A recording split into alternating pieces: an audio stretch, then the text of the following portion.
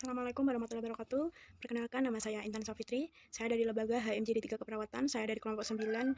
Di sini saya akan menceritakan tentang rangkuman saya, yaitu tentang Salahuddin Al-Ayyubi. Kisah Salahuddin Yusuf bin Nadmuddin Al-Ayyubi adalah seorang jenderal dan pejuang muslim di Kurdi dari Tikrit atau Irak. Ia mendirikan dinasti Ayyubiyah di Mesir, Suriah sebagian, Yaman, Irak, Makkah, Hejaz, dan Diyarbakir. Ia lebih dikenal dengan nama julukan yaitu Salahuddin Ayyubi atau Saladin. Salahuddin terkenal di dunia kekuasaan militer dan sifatnya yang kesatria dan pengampun. Pada saat ia berperang melawan tentara salib, Sultan Al-Ayyubin juga adalah seorang ulama. Ia memberikan catatan kaki dan berbagai macam penjelasan dalam kitab hadis Abu Dawud. Ini dia sedikit latar belakang Salahuddin Al-Ayyubi. Salahuddin Al-Ayyubi berasal dari bangsa Kurdi. Ayahnya Nadmuddin Ayyub dan pamannya Ahyuddin pergi hijrah ke Irak, dan Salahuddin lahir di Banteng Tikrit, Irak tahun 532 Hijriah atau sekitar 1138 Masehi. Ketika ayahnya menjadi penguasa Seljuk di Tikrit, saat itu baik ayah maupun pamannya mengabdi kepada Imanuddin Zanki, gubernur kota Mosul, Irak.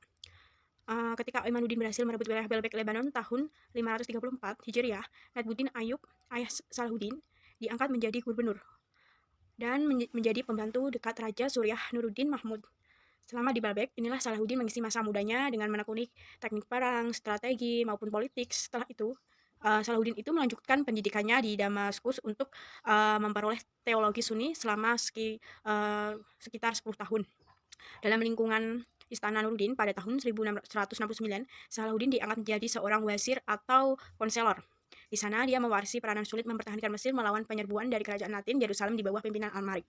Posisi ia awalnya menegangkan, tidak ada seorang pun menyangka dia bisa bertahan lama di Mesir, yang pada saat itu banyak mengalami perubahan pemerintahan di beberapa tahun belakangan. Karena silsilah panjang, anak khalifah mendapat perlawanan dari wazirnya sebagai pemimpin dari prajurit asing Syiah. Dia juga tidak memiliki kontrol dari prajurit Syiah Mesir yang dipimpin oleh seorang yang tidak diketahui atau seorang khalifah lemah bernama Al-Adid. Ketika sang khalifah meninggal, bulan September 1171, Saladin mendapat pengumuman imam dengan nama Al-Mustadi, kaum Sunni, dan yang paling penting Abbasid khalifah di Baghdad. Ketika upacara sebelum salat Jumat dan kewenangan dengan mudah memecat garis keturunan lama. Sekarang Saladin menguasai Mesir, tetapi secara resmi bertindak sebagai wakil Nuruddin yang sesuai dengan adat kebiasaan mengenal khalifah dari Abbasid. Saladin merevitalisasi perekonomian Mesir, mengorganisir ulang kekuatan militer, dan mengikuti nasihat ayahnya menghindari konflik apapun dengan Nuruddin. Tuanya yang resmi sesudah dia menjadi pemimpin asli Mesir, dia menunggu sampai kematian Nuruddin sebelum memulai beberapa tindakan militer yang serius. Pertama, melawan wilayah muslim yang lebih kecil, lalu mengarahkan mereka melawan para prajurit salib. Dengan kematian Nuruddin, dia menerima gelar Sultan di Mesir. Di sana dia memproklamasikan kemerdekaan dari kaum Seljuk, dan dia terbukti sebagai penemu dari dinasti Ayyubi dan mengembalikan ajaran Sunni ke Mesir. Dia melebarkan wilayah dia ke sebelah barat di Maghreb, dan ketika paman dia pergi ke Nil untuk mendamaikan beberapa pemberontak dari bekas pendukung Fatimid, dia lalu melanjutkan ke Laut Merah untuk menaklukkan Yaman. Dia juga disebut Waliullah yang artinya teman Allah bagi kaum muslim Sunni. Sejak itu, Asauddin pamannya diangkat menjadi Perdana Menteri Khilafah Fatimiyah. Setelah itu pamannya meninggal, jabatan perdananya menteri dipercayakan khalifah kepada Salahuddin Al-Ayyubi. Salahuddin Al-Ayyubi itu berhasil mematahkan serangan tentara salib dan pasukan Romawi Bizantium yang melancarkan perang salib. Kedua, terhadap Mesir, Sultan Nuruddin memerintahkan Salahuddin mengambil kekuasaan dari tangan khalifah Fatimiyah dan mengembalikan kepada Kifayah Abbasiyah di Baghdad mulai tahun 567 Hijriah September. Setelah Khalifah Al-Aziz, Khalifah Fatimiyah terakhir meninggal pada masa kekuasaan di tangan Salahuddin Al-Ayyubi. Sultan Nuruddin meninggal tahun sekitar 659 Hijriah. Damaskus diserahkan kepada putranya yang masih kecil, Sultan Salih Ismail, didampingi seorang wali.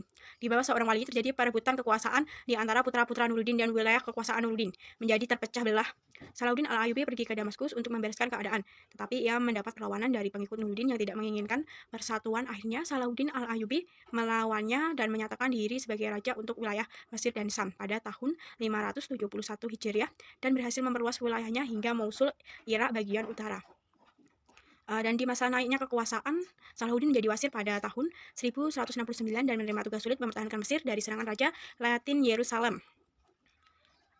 Itulah kisah tentang perjalanan Salahuddin Al-Ayyub. Terima kasih.